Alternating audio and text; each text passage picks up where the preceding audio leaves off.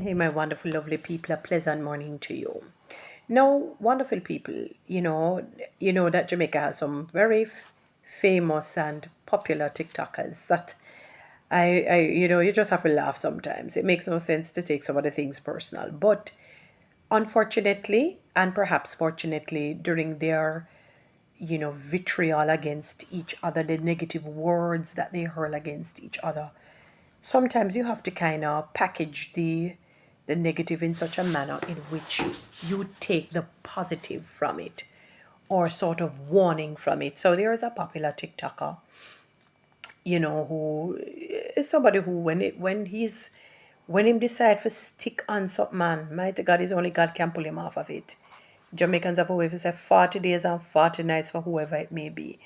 And there's a way of describing another popular TikToker based on her weight and so on. And I don't support being vitriolic. I don't support tearing people down because you don't know the psychological, the emotional, and the mental trauma that can lead into something even more detrimental physically for them. It can even cause them to commit, the big S word, unfortunately. And I don't support people really trying to make people feel bad, especially about their weight, no matter how, whether it's overweight or obese they are. However, I want people who suffer from either of the two issues to, and I'm talking overweight to into obesity, I mean basically still overweight. I want them to understand the significance of not being that way. I remember years ago, I was watching one of Dr. Phil's programming or his programs and talk show, Dr. Phil. I don't know if he still does it. And at the time, you had some overweight people that came on, obese, and they were above like 700, 800, and that type of pounds where they had to put them on the cow scale. I don't know what's the official name for it, what that you would put and those heavy animals on because they couldn't go on the regular scale, obviously. And I never forgot a particular episode in which the family members were so-called supporting and said, leave her be. And she had a fiance that was very slim built. And I said, something is not going on here. And Dr. Phil, in his training and expertise, was able to use a Solomon effect, I call it, and break it and sort of probe and then ask them some fundamental and very strident and purposeful questions. And the very same sister who was normal size, I never forgot, she broke down in tears to say how she has tried to get her sister to not get to this weight. Because the sister said she loves it but there was a psychological issue. And he began to list the number of illnesses and diseases that can come from that size. I said, oh my God, it drove fear in me for the moment at the time. And I said, let me go online to just look at some of the physical and mental and other consequences of obesity. Physical health consequences: heart disease and stroke, higher risk due to increased blood pressure, cholesterol, and inflammation.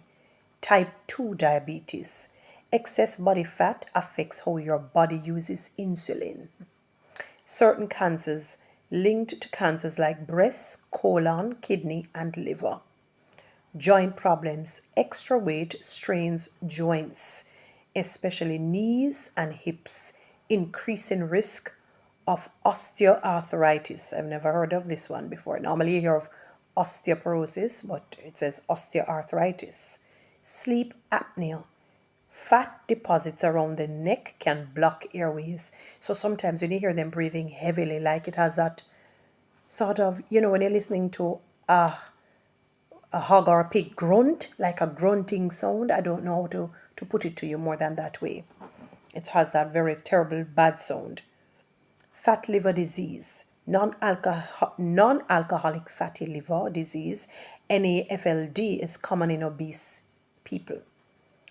Gallbladder disease, higher risk of gallstones, reproductive issues, can affect fertility and pregnancy outcomes.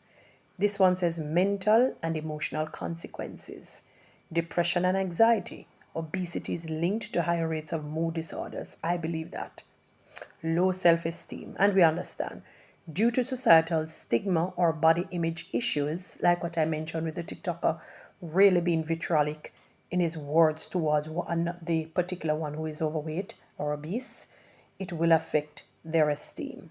Her social isolation. Some people may face discrimination or feel excluded.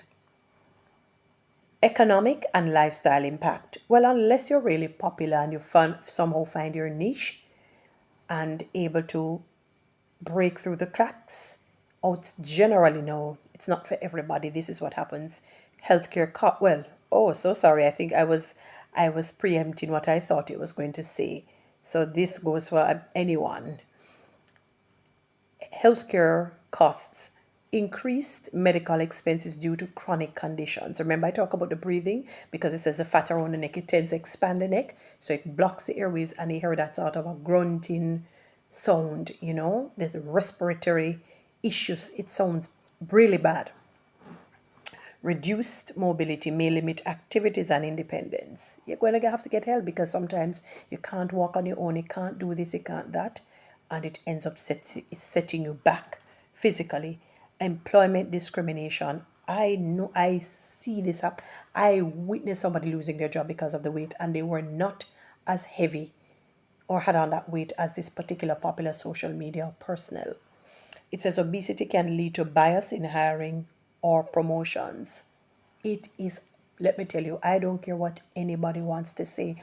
I have heard people describe people in the most vitriolic, rancorous, evil way. I've heard them, and I feel so bad for these people. It is not funny in the least.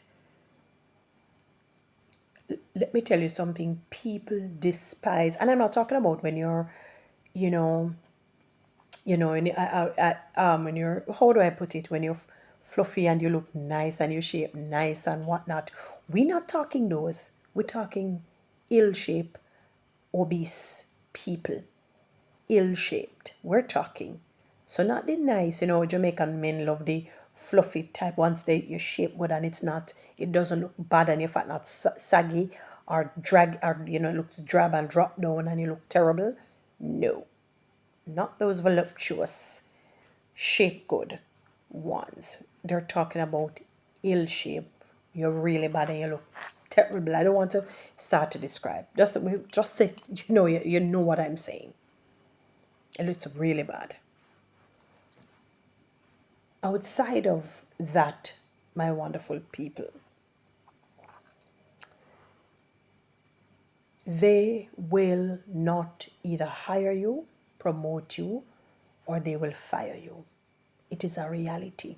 People despise, they abhor, they hate.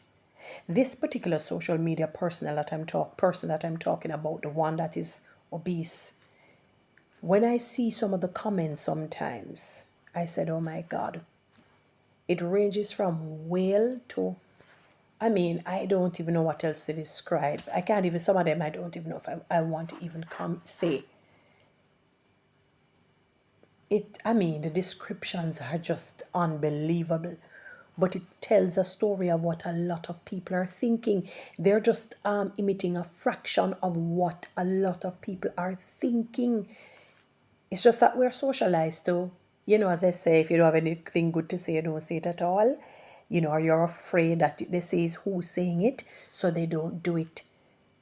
But because of the advent of social media, and you can hide behind the auspices of social media, you now become fearless on social media. But in real life, you're not going to do what you write. But it tells a story. If you want to know the truth of people's hearts, just look at comment section. We can do a study on it. They know, they feel like they have a voice on social media. But look at the physical, mental, psychological, and emotional effects of obesity. It is not good. You have to change. Guys, you know what to do? Read TikTok and YouTube. subscribe and give me one of those